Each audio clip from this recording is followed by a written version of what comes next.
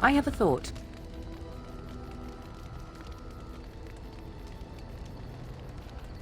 We have an opportunity that I believe we should take advantage of. To the point. My mother was once divested of a particular grimoire by a most annoying Templar hunter. It occurred long before I was born, but even today, Flemeth speaks of the loss with great rage. With the circle of magi in such disarray, it occurs to me that this might be the perfect time to recover the tome from their possession, for surely it eventually ended up in their hands.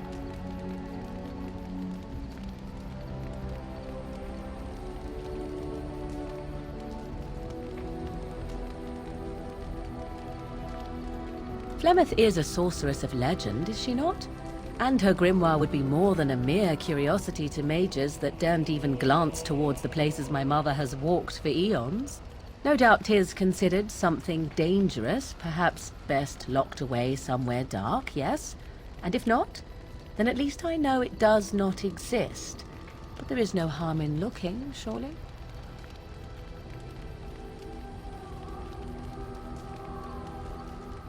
Here's a book of spells, of the sort that Flemeth has dabbled with throughout her long life. 'Tis not the sort of thing that would benefit a mage of the standard variety. They were taught a different path. I, however, was taught by my mother.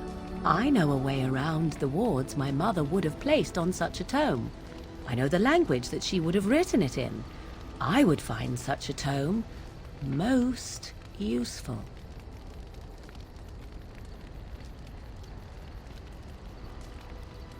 Good. I am most interested to see its contents, should it be located. The grimoire is leather-bound and adorned with the symbol of a leafless tree, should you come across it. If not, however, then I shall simply put it out of my mind.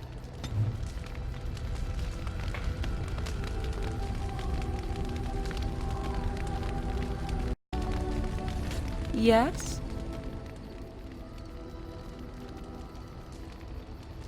At times, perhaps.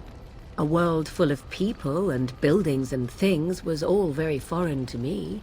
If I wished companionship, I ran with the wolves and flew with the birds.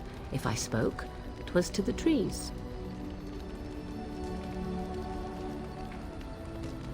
Such simple pleasures will only enthrall for so long.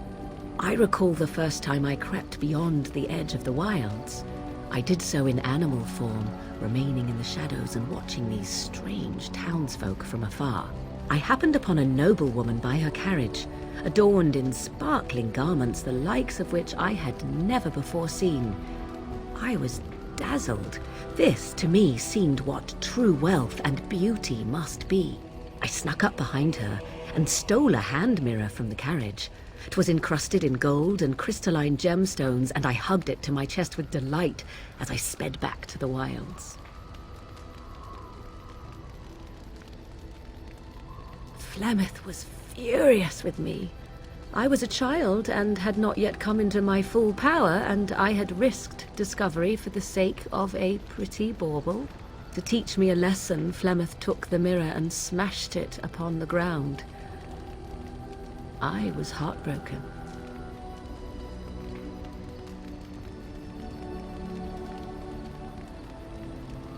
Beauty and love are fleeting and have no meaning.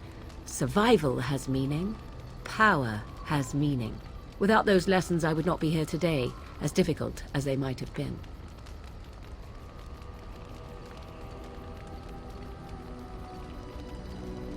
They did indeed. To return to your original question, perhaps my time in the wilds was indeed lonely, but such was how it had to be.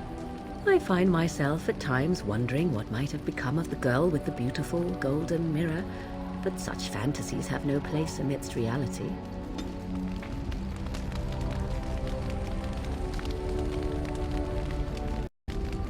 Yes? So, full of questions, are you?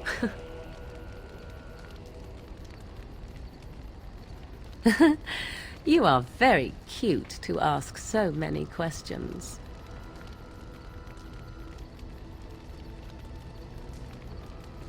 Really? Perhaps we should be wrapped in ribbons and adorned with flowers. So cute are we, too. My mother has been hunted from time to time, yes, by Templar fools like Alistair, which should tell you how successful they generally were. Flemeth made a bit of a game of it, in fact. The Templars would come again, and she would look at me and smile and say that the fun was to begin once more. They came with as much swagger and arrogance as they did self-righteousness. Pity them if you wish, for they held none for us. Flemeth would warn them once. 'Twas a warning they inevitably failed to heed. And then the true game began. Often Flemeth would use me as bait. A little girl to scream and run and lure the Templars deeper into the wilds and to their doom.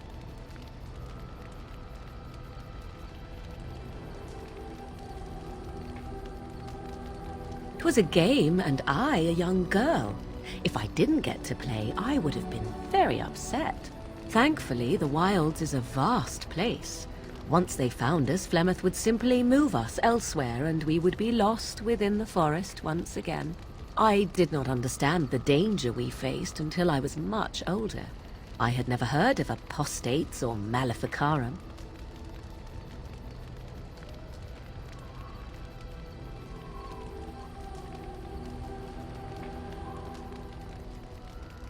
You do not know? The Zealots use that word for any magic they do not control. The Chantry sees any mages not leashed to the Circle of Magi as apostates, and apostates could become maleficarum, evil mages that resort to blood magic and become demon-enslaved abominations. It may even be true. Still, those of us who prefer freedom see no reason to submit.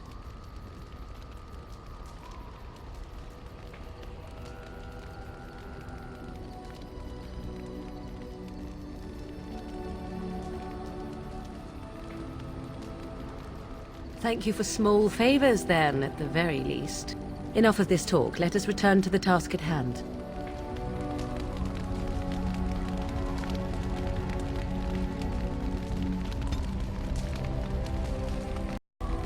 Yes? So, full of questions, are you?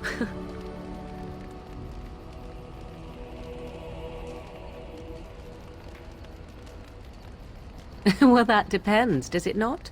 What does she seem to be?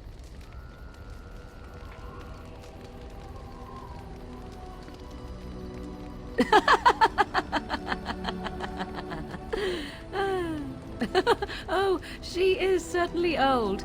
Have no mistake of that. Tell me, how much do you know of the tale? The one that the chastened still tell of my mother, to frighten them into obedience.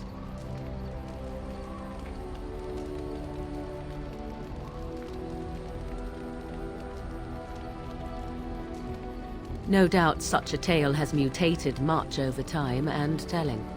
I can relay what Flemeth once told me herself, and you can decide whether or not 'tis the truth, if you desire. As the tale is sung by the bards, there was a time when Flemeth was young and beautiful, a fair lass in a land of barbarian men, the desire of any who saw her.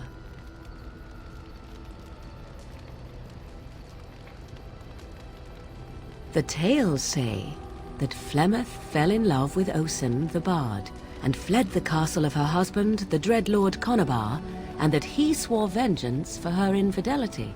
In truth, my mother claims that 'twas Osen who was her husband, and Conabar the jealous lord who looked on from afar. Lord Conabar approached young Osen and offered him wealth and power in exchange for his lovely wife, and Osen agreed.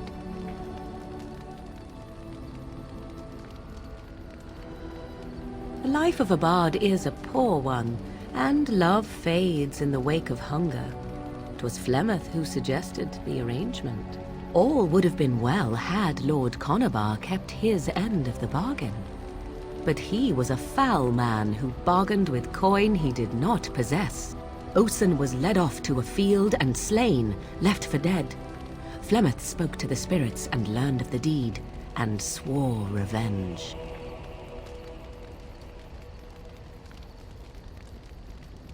That was not the point. Conobar had no honor, so she would not have him. Flemeth begged the spirits to aid her, and 'twas they who slew Conobar. The demon the legend tells of came later. Lord Conobar's allies chased Flemeth, you see, chased her to the wilds, and there she hid. There she found the demon, and he made her strong. The legends all speak of the great hero Cormac, he who defeated Flemeth and her great army when she invaded the lowlands centuries later. All lies.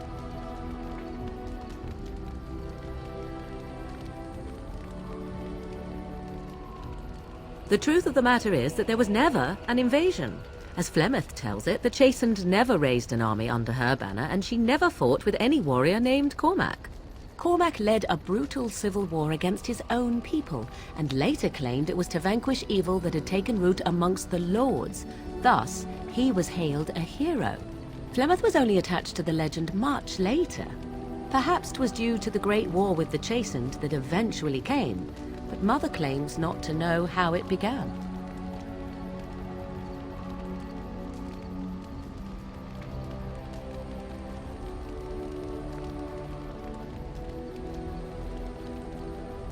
The demon within her has transformed her into something else. An abomination, perhaps some would say. I know not.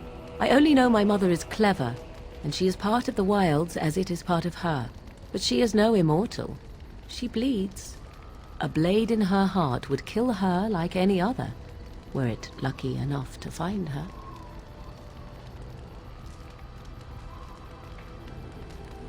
You ask if I have sisters? I have asked of this myself. The stories tell of many witches of the wilds after all, not just the one.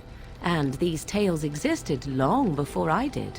Flemeth refuses to speak of other daughters, if they existed. So, should I believe I am her first? I doubt that too. The Chastened tell of a falling out between Flemeth and her daughters. They say that one day she hunted them all through the wilds and ate their hearts. It may be true. I have never seen another witch or heard of one. Perhaps one day Flemeth will eat my heart as well. I do not believe everything that Flemeth claims. Oft it seems her bitterness has colored her memories. But on the whole, yes, I believe this tale, if not all. Flemeth tells it with far more embellishment than I, but you are welcome. Dare I ask of your own mother? Few are abominations of legend, 'tis true, but I find myself curious nevertheless.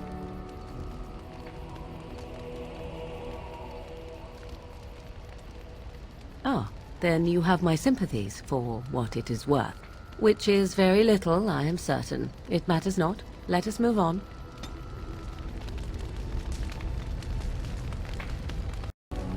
Yes? So, full of questions, are you?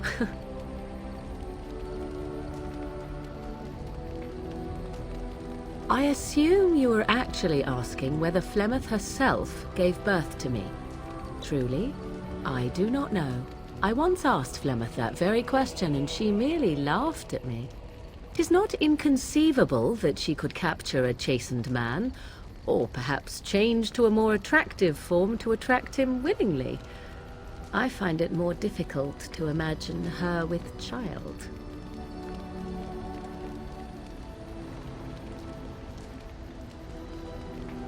As a matter of fact, I remember her being younger once. She had black hair, much like my own, long and lustrous. But how could that be if she is centuries old? Has she become wizened only recently?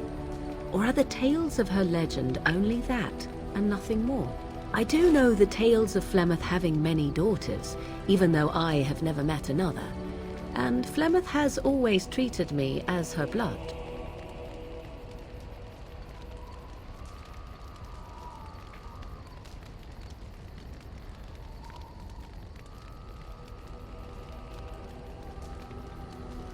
What an odd thing to say. Why must love enter into the equation? Flemeth taught me everything I needed to learn. How to survive, the meaning of power, the truth of men. If other mothers do not teach these things, then I believe them the lesser.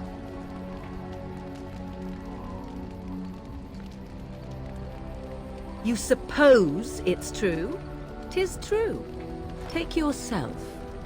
You do not honestly desire such things from me, do you? 'Tis better to be free of such cloying and cluttering delusions as love.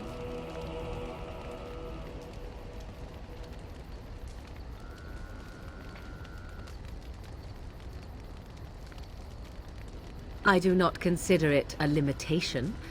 Not leaping into a burning building also happens to be an experience best avoided. I tire of this discussion. Let us move on, shall we?